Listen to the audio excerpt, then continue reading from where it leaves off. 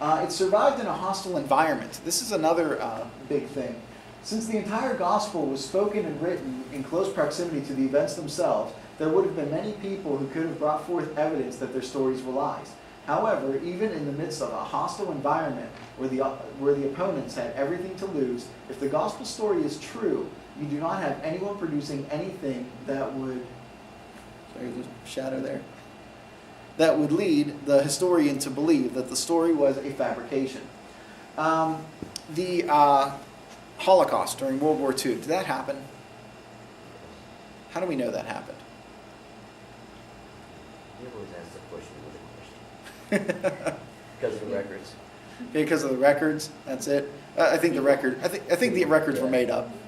People who lived there. There were actually people there, still alive today. You can talk about, because there are Islamic people right now that are saying the Holocaust never happened. The Jews are just using that for sympathy, to gain sympathy, to get them to fight for them.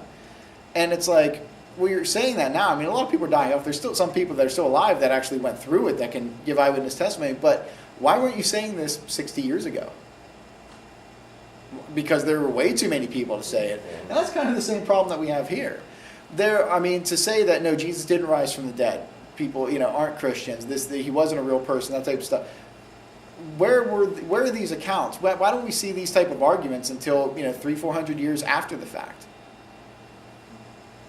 It's just not there. Even people that didn't care. You have Roman historians that are writing about Christians. They could care less about Christianity. Somebody just wanted to know the facts, so they wrote it out and just gave it to them. Yeah, you got these people. They follow some guy named Christus who was executed by Pontius Pilate, and they worship him as God. They sing praises to him. They partake of perfectly harmless food, and they promise not to sin.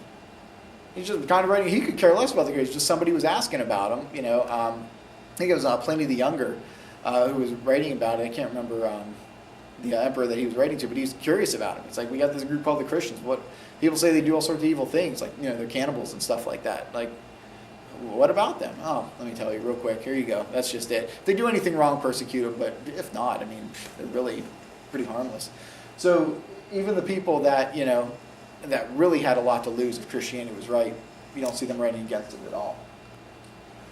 So let's go through some of the prophetic element here that we see in the Bible.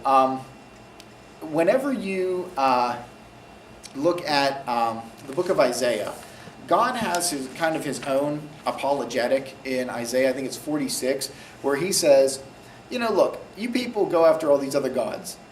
What have they done?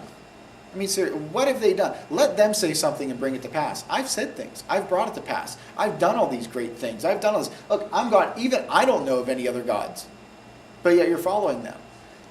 And this is kind of what he's saying is, I've said these things and I've brought them to pass. Where are these other false gods that you let them say something? Let Allah say something and bring it to pass.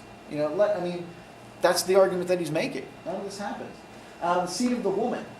Descendant of Abraham, Jesus being the heir to the throne of David, born in Bethlehem, to be born of a virgin, flight to Egypt, his triumphal entry into Jerusalem on a donkey, betrayed by a friend for 30 pieces of silver, hated without reason, crucified, pierced through his hands and feet, the time of his death, preceded by a forerunner, declared the Son of God, Galilean ministries, speaks in parables. These are just a few examples of, what... The numerous, I think somebody's cataloged over like 300 different prophetic prophecies of Christ from the Old Testament. He's a prophet, a priest after the order of Melchizedek, to bind up the brokenhearted, rejected by his own people, not believed. Not only with Christ, but other things that have happened. You think about the city of Tyre, I believe it was going to be destroyed, and it was prophesied that it would be not only destroyed, but cast into the sea. So it was totally destroyed, and then it wasn't cast into the sea. And then we have this intertestamental period that comes along. You have Alexander the Great, because, Tyre actually moved to a small island off the coast, and Alexander the Great went and took the remains of the old city and threw it into the sea to make a bridge to get across. So the prophecy actually was fulfilled within history that the whole city would be picked up and thrown into the sea. It's interesting that we have that much prophetic element in there. So lastly, we can talk about this here. The Bible being the book of God, and comparing it to other religions. In other religions, we're going to look at, the authors, the time, and the place, how honest it is, the irrelevant detail that's given, testable extraordinary claims, testable prophecy, lack of motive for fabrication, life-changing ability, testimony of the Holy Spirit, and claim for divine inspiration. Now, when we look at the Bible, in the author's time and place, we have 40-plus authors over a 1,500-year period on 3 different continents, also in 3 different languages. The Book of Mormon, you have one author. You have less than 50 years and in one place. The Quran, same thing, one author, less than 50 years, one place. Honesty. The Bible is completely honest. I mean, you see the people in the Bible, like warts and all, okay? I mean, St. John walked with Christ. He knew Christ, saw the resurrected Christ, was tortured for him, everything, He's possibly boiled in oil. Then he gets imprisoned in the Isle of Patmos, all right? An angel comes, and he worships it. You would think John more than anybody would know better, right? But he worships him, and the angel says, don't do that, don't do that. I'm just a servant like you, stand up, Would it really hurt anybody's faith if John just left that out? It's kind of embarrassing, I mean, come on. Peter denying Christ 3 times. Just leave it out. He was restored 3 times. It doesn't need to. I mean, Peter's kind of looking over Mark's shoulder. Don't put that in there. Guys, don't write that. It's kind of embarrassing. Just leave that out. What's it going to hurt? It's not going to hurt anything. So you have all this brutal honesty. Look at the book of Judges. All right, the book of Judges from a human perspective is the stupidest book that has ever been written. I mean, it really is. The rhythm of the book of Judges is, hey, we're following Yahweh. We're going to turn to other gods. We're being persecuted now. God raised up a judge. Oh, we're following Yahweh. And they don't get it right.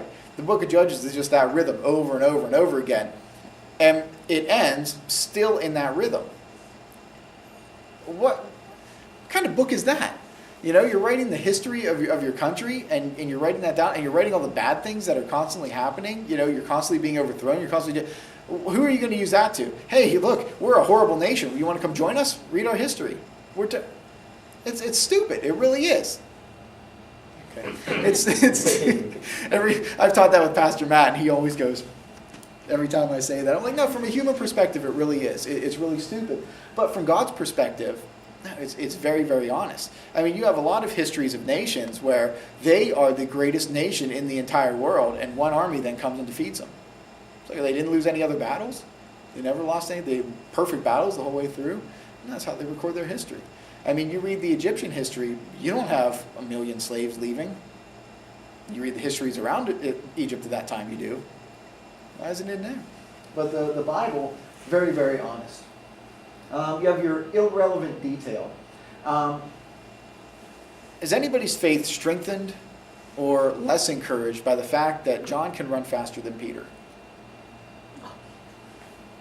No, I'm not. But John writes that in there. He has to put that in there. He's like the women came and told Peter and the disciple that Jesus loved, and they ran to the tomb. The disciple that Jesus loved got there first. Who cares? Who cares with that type of irrelevant detail? But it's in there. Things happened, and they wrote it in there. Women found the tomb first. That's not a good thing in that culture at that time. A woman's testimony was not worth anything. Why? That's almost incriminating to record that. Why would you do that? But it was honest, and it's an irrelevant detail, but it's put in. Testable, extraordinary claims. The fact that you had things that were going on, miraculous signs, all sorts of stuff, and they were testable. The resurrection of Christ is testable. That's an argument that Paul uses. And I think it's in the when he's writing to the Corinthians. He says, look, he's like, a lot of people, Jesus appeared to more than 500 people at one time. All right, go talk to them. They were there. They saw. You don't have to believe me. Some of them have died, but a lot of them are still living. Go talk to them. The Bible always making this case that, hey, go test these claims. Go do these things. The Book of Mormon and the Quran, they don't have anything like that. Same thing with testable prophecy.